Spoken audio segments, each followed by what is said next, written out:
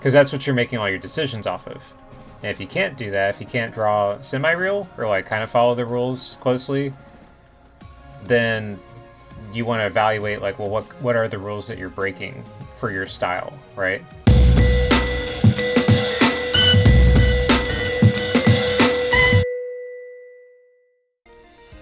All right, so first thing would be the actual construction of a head. So how do we construct the heads that we're talking about today? The first thing we want to do is create the ball and jaw.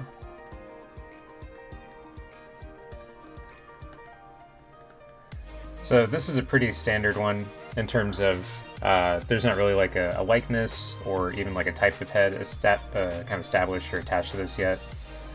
And you can take this shape and got this weird squaring off of my pencil. 1 second. There's like little angles in there. Oh, well. We'll work with that. So you can take this shape and you can turn it, and you can even use it in profile, right? So you can draw a little more of like an oval and attach like that. So this is the model that we're working with to create these heads and have this whole discussion for today. So I wanted to show a little bit of tips or things that I've learned, especially drawing between, again, like different types of characters, even like age to a certain extent, but especially kind of male to female, meaning like male to female skeleton, like all the way from the foundation. So let's start with, again, that generic head. So you have your ball, you establish where the character's looking, and then a very typical jaw would be just like a scoop, right? Kind of like scooping a shape down like that. So let's find some specifics in there. Ball, where the character's looking, a jaw that cuts very sharp, so very sharp angles. Cutting is the verb I'd use for this, right? Like where we see a cut. And on a male skull or a male character, typically we're making that a little bit sharper, a little more pronounced. Here's how I would lay in the ears. Usually I just throw in a little bit of a placement like that. And the neck does attach behind the ear. So meaning usually the neck can kind of stream or slope directly from the ear. So usually if I was doing like a head, I'd finish it off kind of like that, just for a generic one.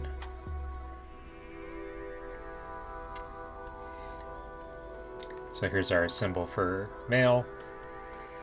Okay, now female head, female skull, again kind of keeping that in mind, we would do the same thing. The ball. Where the character's looking. This time, we sort of soften these cuts. So we make the same jaw, soften the cut, same chin, a little bit softer. So we have the exact same types of turns, but they get a little bit more streamlined, meaning like we don't cut them as sharp. Here are the ears. And then although the neck still attaches behind the ear, since it's just slightly smaller in its scale, that's where we might notice a feeling like this, where it's a little bit thinner.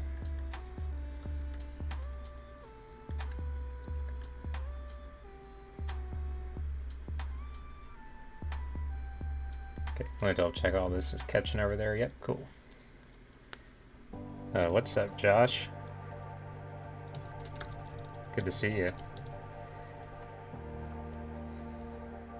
Yeah, I have the chat like open on the side, but I usually have to kind of peek over there. So I'll try to keep better track of it.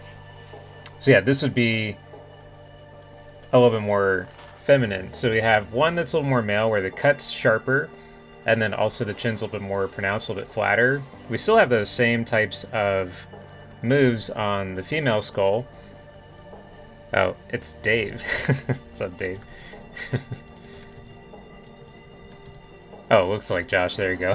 Okay, I thought you were talking about yourself. Yeah, you're right. That does. The guy on the left does have kind of like a Josh-esque flavor to him. I like that. Let's grab some red on here. So yeah, so the left side, we're going to see this. We see hard cuts, much more pronounced chin, right? Still the same type of direction and cuts on the right, but it's a lot softer.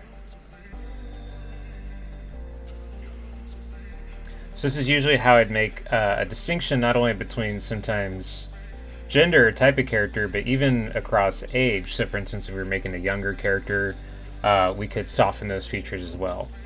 Now I want to show you something that I think is a theory I've seen, but it's one I've been playing with that I've kind of noticed across different characters. Please do. All right, let's go ahead and grab a color again. There we go. Okay, so something I've been noticing recently when I draw characters in 3/4. So 3/4 is typically the pose we always want to draw things in. Boy, my pencil's a little bit laggy here. 1 second. We'll just have to draw a little slower. Streaming. There we go. So 3/4 is our standard dynamic, where we turn the character slightly at an angle. You can attach the ear. Again, usually I just kind of place the ear at first.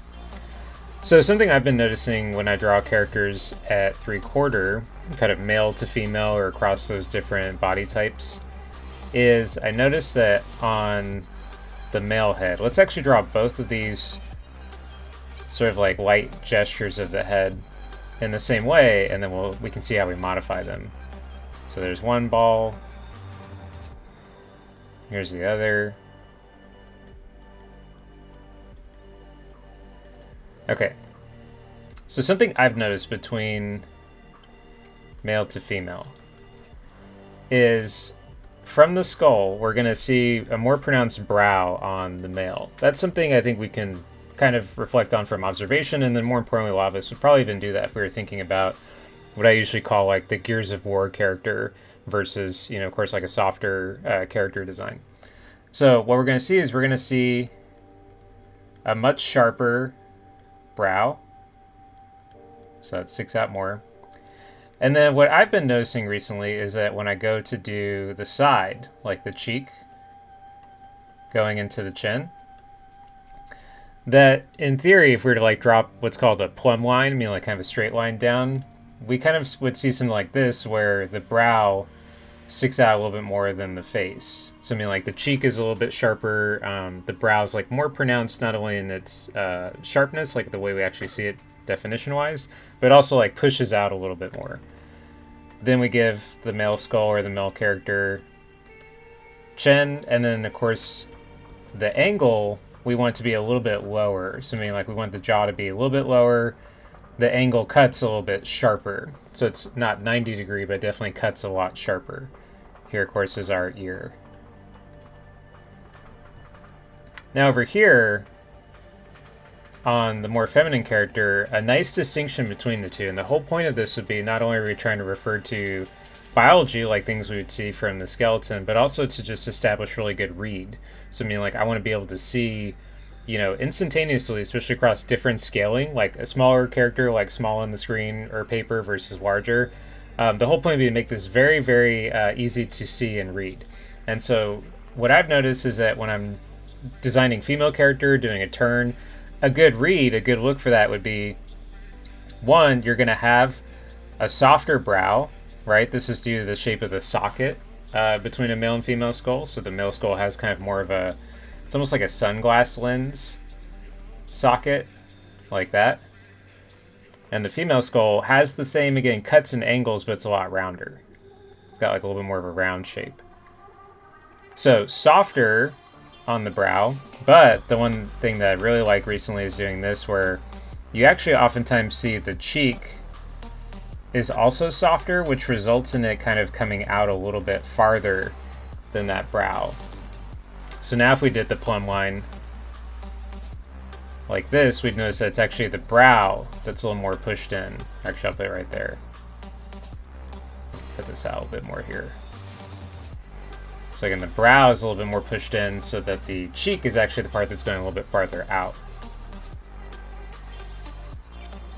Awesome, got a couple people in here. Good to see you. Yeah, we're doing some character design. So if you guys just dropped in, we're talking about heads and some of the distinctions between like male and female.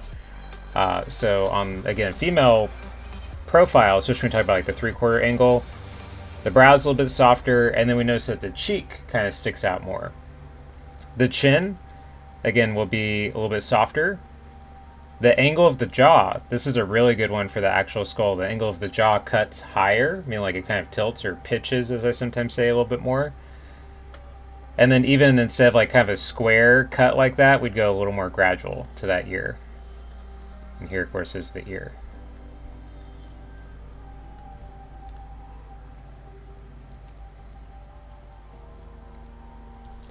Do I know? Oh, hey, well, what's up? Yeah, from class. Cool. Do I know what Wilma is? I don't know. Yeah, you can tell me in the chat what that is. Yeah, do I know what Wilma is? I don't. So, to kind of review, we had some differences in the cut of the jaw between male and female, so a little bit sharper, a little more defined, of course. These are words, or these are ideas that we'd normally say aloud. We'd be like, oh, it's more defined, or oh, it's like, you know, cut more. But these are trying to show these actual moments, right? Like, where does this actually happen? So male side, cuts a little bit sharper, a little bit more defined in where those cuts happen. And then on the female side, those cuts happen in similar spots. They're just smoothed out a little bit more. And then the one that I've been playing with recently to kind of see the difference between the two is this idea of whether or not the brow sticks out more or the cheek sticks out more. Yeah, no problem, Will. Take care. Good to see you, man. Okay, now let's show, speaking of these sockets, another tip that I like a lot between kind of the male to female head. So we're going to draw that. We'll actually do a little bit of like a box here.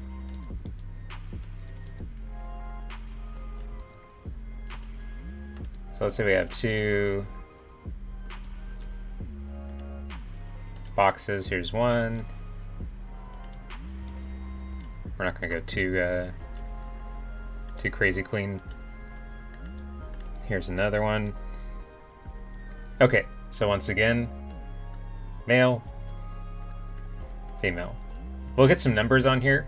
3 is always a good place to start, right? Like kind of three ideas for the day, especially because we don't want to inundate ourselves with too many things to think about for a day. You know, when I talk about tips or kind of like new ideas, I love to talk about like 2 or 3 so that at least one sticks. You know, like if anything comes from watching drawing, you know, hearing about it, it'd be great if at least one like major thing stuck with us.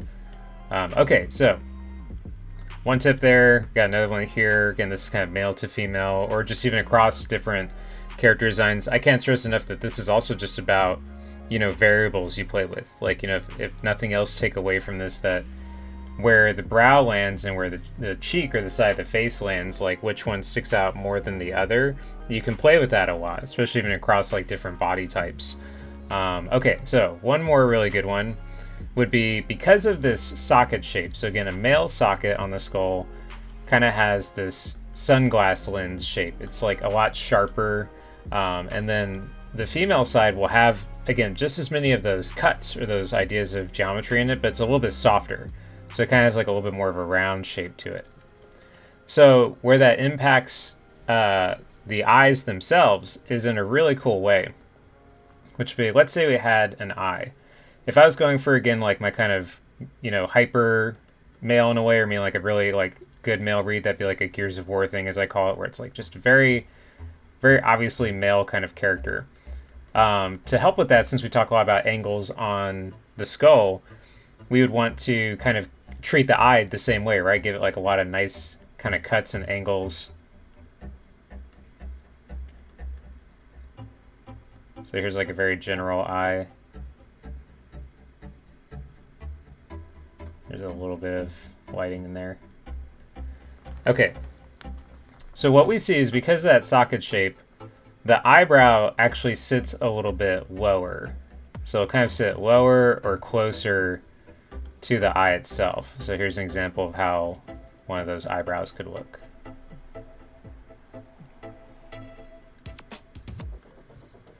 So space is a lot lower. Let's grab some red here. So we will see that it's closer. Now, because of the socket on the other side, on the female side, we're going to see a couple of things. First, It'd be great if we wanted that to read a little bit different, if we did make it a little bit softer, a little rounder. I don't do this too often, or I try not to do it too like heavily, but one nice thing I have seen is a lot of female character design kind of pitches, there again, like kind of angles the eye a little bit more diagonal. It's a little more like cat-like. I think it's a little bit more elegant, and so I find that to be a really nice way to have some read on there. Oh cool, we got more people in here. Great. Let's type in the chat real fast. Yeah, been trying to figure out also, speaking of all my streaming and working on that, I've been trying to figure out how to get the chat to stay on the screen. I'm not sure how to do that, but I'll get it figured out. Okay, so female side, a little bit softer, right? That kind of helps to make some distinctions in the shape. And then because of that socket, what we see is that the eyebrow is higher. So it might be a little bit thinner, just in terms of like the hair. But I love using this now a lot in the language of my characters, where it's actually going to sit a lot higher. So then we'll notice that the space between here is much more. So these are ways, again, I create some differences in those eyes. Now, you'll see this exaggerated, especially across animation, in a more kind of like extreme way, like all these types of rules. So this is still kind of keeping in mind being a little bit more like realistic, or like a little more like chilled out about it. But you can really push a lot of these rules to go even further. So let's see like a couple of these in practice. So again, we have the jaw, you know, we have the side of the head and how that changes male to female, and then we also have the space of the eye. Yeah, oh, what's up, Joe? Good to see you. There's Kayleen, good to see you. Yeah, the AC, air control, and chat. Yeah, again, like, I just have a chat box. I don't know if I can, like, modify it necessarily, but I'm gonna try to figure that out where it gets stick a little bit. Okay, so yeah, let's see real fast what some of these would look like in full construction. So let's come down over here. Okay, so especially to do, like, your template, like what we call your mannequin head, like your most, like, basic head. You know, we'd say, okay, here's the ball. Here's where the character's looking. Here's the jaw. Here, let's actually do this real fast. I'm going to do this in the whiter blue, that way I can do some dark on top.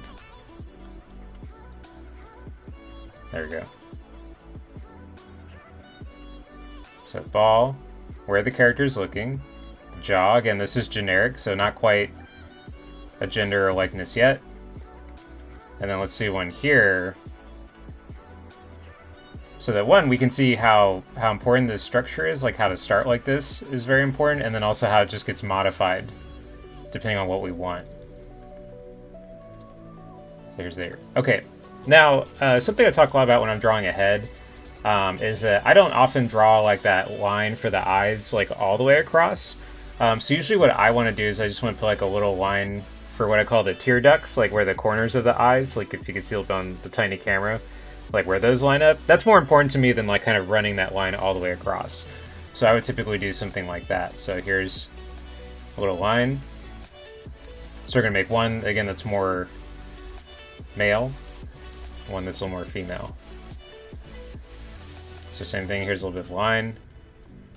I'm gonna kind of go like truly in my authentic way of making a head, which would be, I always start with the nose. So I like to put the nose in there.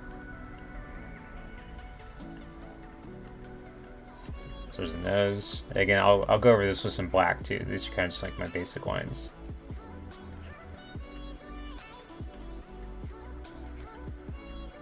There's a nose. Now the eyes, you know, there again, you can put any kind of shape, but sometimes I do basically like a pair of glasses, or like almost like just these two little circles like this, just to kind of get my placement, to kind of figure out like where do I want them to go.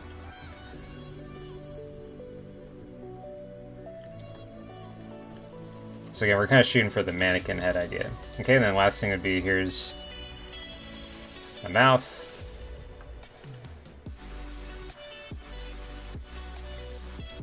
There's a mouth.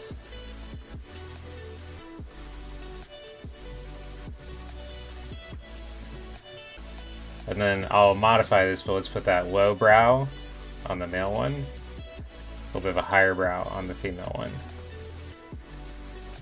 Okay, now even in this blue pencil stage, before I put some darker lines on here, let's start putting in some of these ideas. So, sharper brow. Go a little more in, there we go. Sharper brow.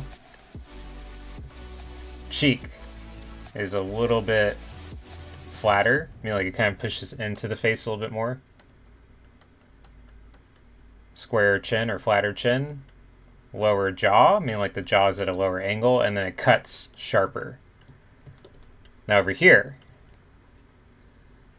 softer brow, much more prominent cheek, still soft, but sticks out a little bit more. Slightly smaller chin. Cut the angle a little bit higher, so I mean like the jaw's kind of cutting it a little bit higher.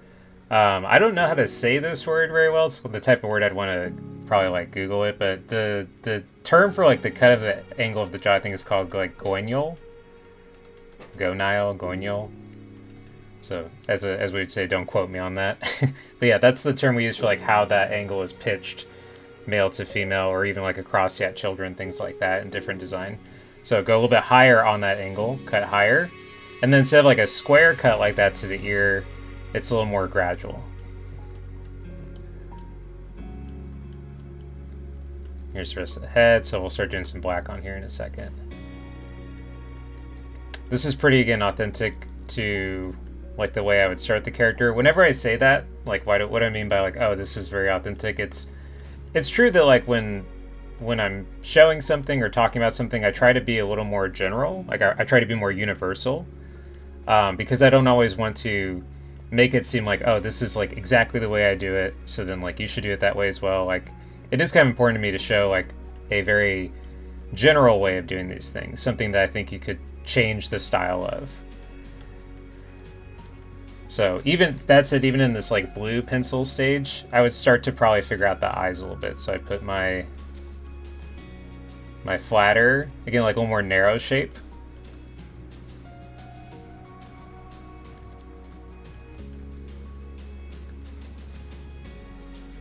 So a little flatter, a little more narrow. Eyebrows a lot lower.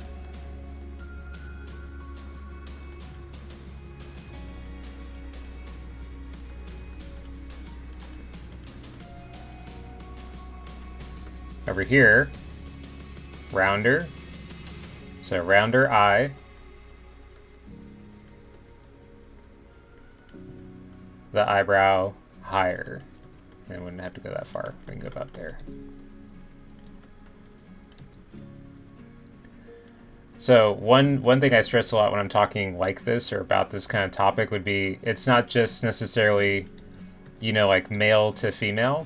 This is just variables that you're playing with. So meaning they're totally male characters you'd want to draw or design like this, like where you have them very soft, or a little more like streamlined. I mean, like they're not as sharp in the cut.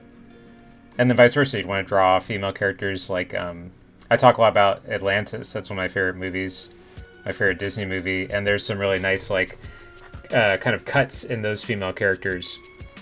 And so you'll see this language across both genders or all kinds of characters. And the point would be, again, that these are the variables. So these are good for reads that are like kind of obvious, or like they look really good immediately to show one or the other. But I think what's more important is me telling you, hey, did you know that the spacing of the eyebrow, you know, to the eye, like from here to here, can change the way your character looks? You know, the fact that the brow is farther out than the cheek, that can change the way your character looks. You know, low cuts versus high cuts, you know, those are all things you want to think about. And the more comfortable you get with drawing character, that's what you'll start to see, is that, oh, you know, I have like 20 different things I could play with on this face to really make it unique. And that's awesome, because then you don't have to be limited, right? I mean, like you could design like an infinite amount of people because you have so many different things you can play with. So I'll just wrap these up. These again are that said, very like mannequin style heads, meaning these are just sort of like generic heads that I could build someone off of. And this is practice too, like, you know, even for myself, like I'm just sitting here, of course, talking and drawing it, but this is the kind of practice you want to do, like, I would say even every day. Like every day, draw like a mannequin head, like kind of like a generic head. So you also become more comfortable with like what's your style of like generic head? Like where do you as an artist start with your designs? How does that change?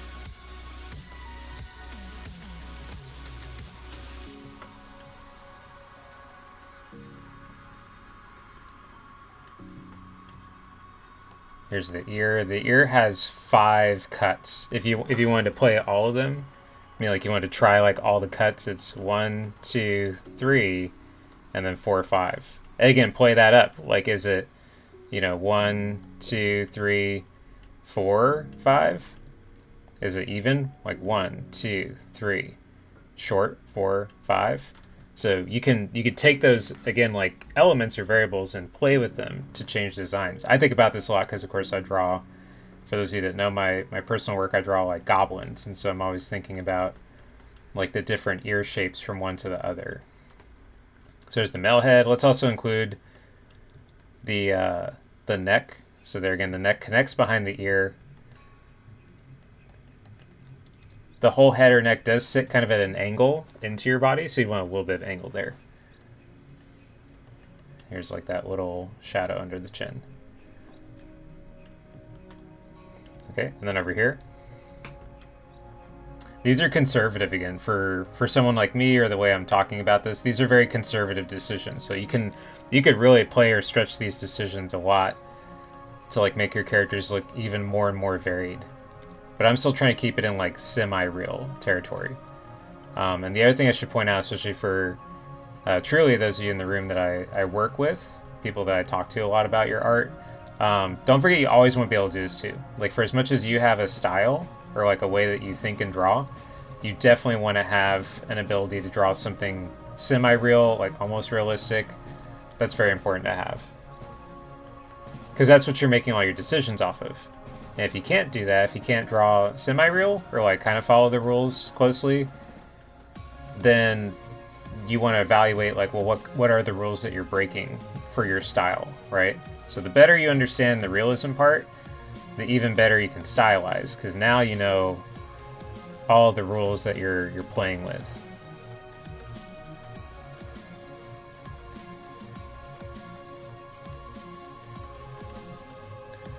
So here again, 1, 2, 3, 4, 5. Notice how I very subtly made it a little bit softer.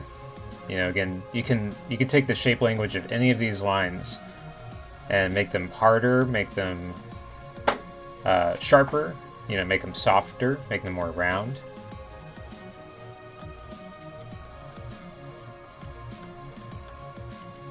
So even though the female head has the exact same connection on the neck and everything, it is nice to show based on like that muscle that's like a little bit slimmer.